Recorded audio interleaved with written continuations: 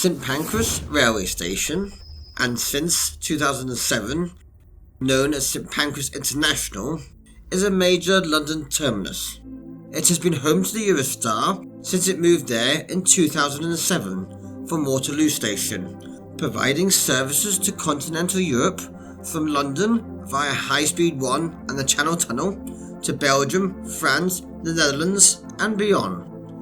Tucked up in the far left-hand corner of St Pancras, you will find East Midlands Trains services to Corby, Sheffield and Nottingham on the Midland Main Line.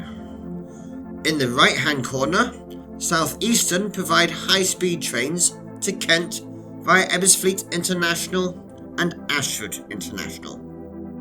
Down below are the Thameslink platforms A and B that offer cross-London services from as far north as Kings Lynn and Bedford and as far south as Brighton.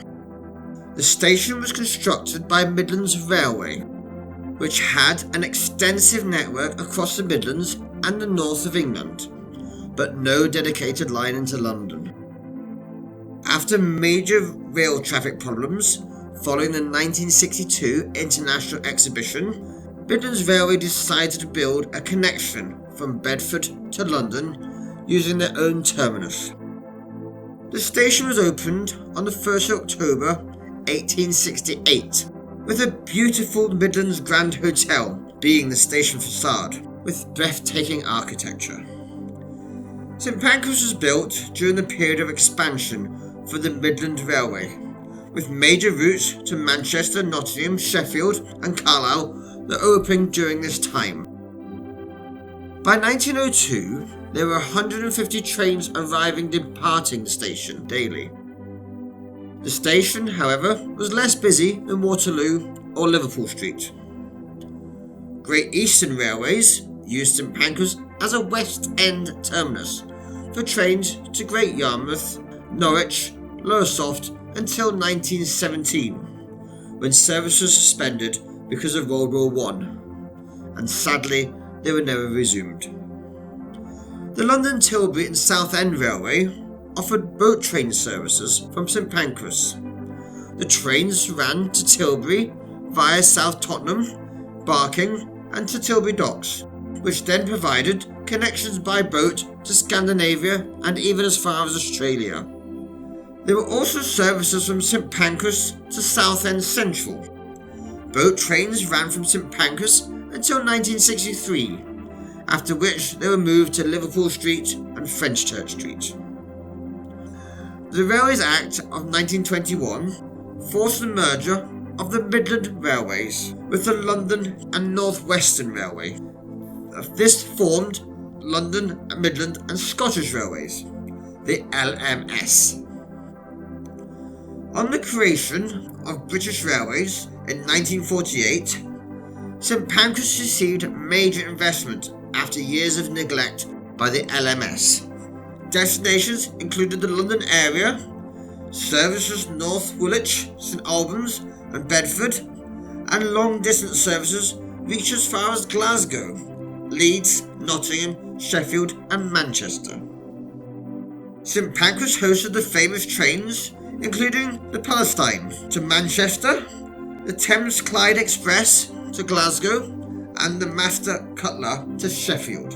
Unfortunately, by the 1960s, St Pancras was surplus to requirement and many services diverted to King's Cross and Euston. However, there was fierce opposition post-closure and demolition of both the station and hotel. Demolition of the nearby Euston Station and Arc a few years earlier was met with strong opposition, led by John Betjeman, to try and stop the destruction and save this distinctive architecture of St Pancras. This was successful, and in 1967 the station achieved Grade 1 listing, preventing its demolition and any drastic modifications. However, the station limped on a semi-derelict state, and by the 1980s, British Rail mainline services to East Midlands were provided by Intercity sector, with suburban services by Network South East. Following the privatisation of British Rail, long-distance services from St Pancras were franchised to Midland's Main Line. These constituted only a few trains an hour that left the station.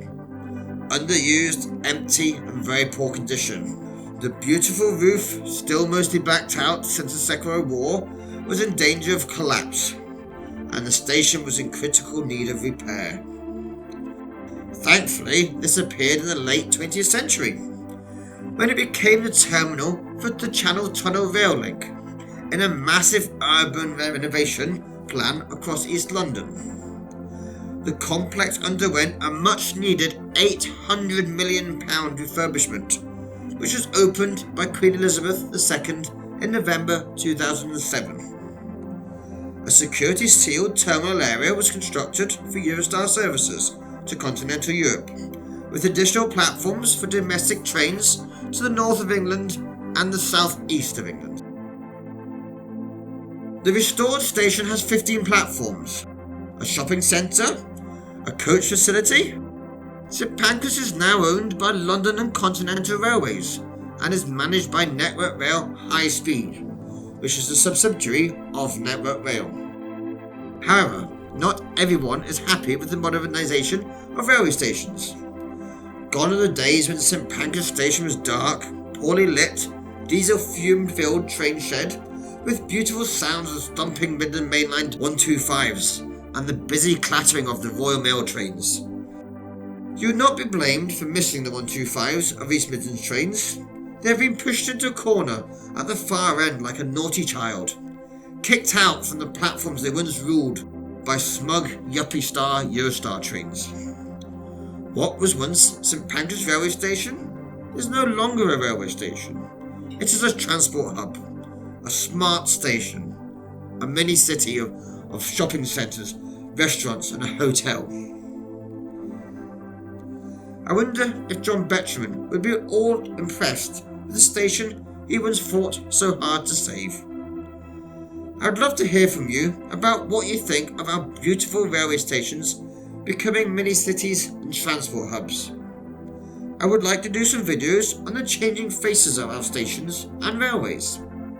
So if your well-loved station has changed, or if you would like to give us some views or thoughts, or even both, good or bad, of the changing faces of our railways, then we'd love to hear from you. Please leave your comments below and we'll make a few videos on this subject. Thanks for watching. We do hope you enjoyed this video. We'll be featuring many more stations in this series, so please like, share and subscribe.